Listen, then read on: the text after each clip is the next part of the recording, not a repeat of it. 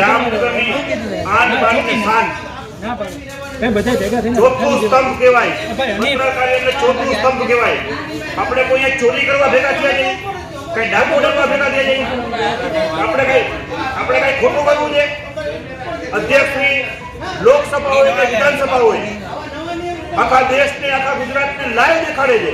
અમે તમારા પાસે એ અપેક્ષા નથી રાખતા કે તમે લાઈવ દેખાડો,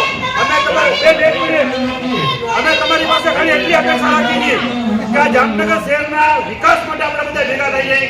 લોકોએ આપણે મત આપીને અહીંયા મોકલેલા છે, આપણી પબ્લિકને આપણી ખબર પડી જાય, લોકોને ખબર પડવી જોઈએ કે કોણ એના હકમાં વાત કરે છે, કોણ એના હકમાં વાત કરે છે। પત્રકાર આ ગૃહમાંથી બહાર જશે તો વિપક્ષ તરીકે અમે પણ આ ગૃહમાંથી બહાર જશે, અમે પણ બહાર જશે। મેસ્ત્રી તમારો જવાબ દો, જવાબ લઈ લઈ, અમે પણ તમારા ભેગા, અમે પણ તમારા ભેગા। મેસ્ત્રી જવાબ દો, મેસ્ત્રી જવાબ દો, મેસ્ત્રી જવાબ દો, અમે પણ વોકઆઉટ કરી જાવ। જો પત્રકારી કામ ચાલી જાય તો અમે પણ અંદર જઈ ચર્ચા કરીએ।